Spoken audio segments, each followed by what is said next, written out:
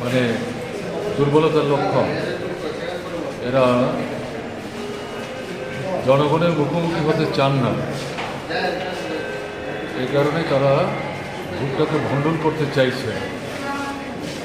বিধানসভা নির্বাচন যেটা গেল তাতে তারা দেখেছেন রাজ্যের 61% মানুষ তাদের বিরুদ্ধে।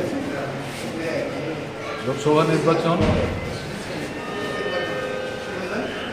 মানে বৃহত্তম অংশে জালিয়াতি করে 71-72 ভাগ ভোট পেয়েছে, যেটা ত্রিপুরা লোকসভা নির্বাচনের ইতিহাসে এরকম রেকর্ড নেয়।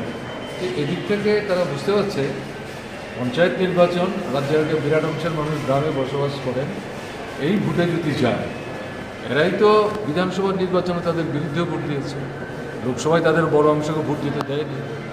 তার পরিণতি কী হবে এটা তারা বুঝতে পারছে। মানুষ এদের বিরুদ্ধে ক্ষুব্ধ। এই সরকার জনস্বার্থবাহী, জনকল্যাণে তাদের দৈনন্দিন যে সমস্যাগুলো আছে এগুলো সুরাহা সমাধানের জন্য কোনো ভূমিকা নিচ্ছে না। ফলে কী মুখ নিয়ে তারা মানুষের সামনে দাঁড়াবে? এদিক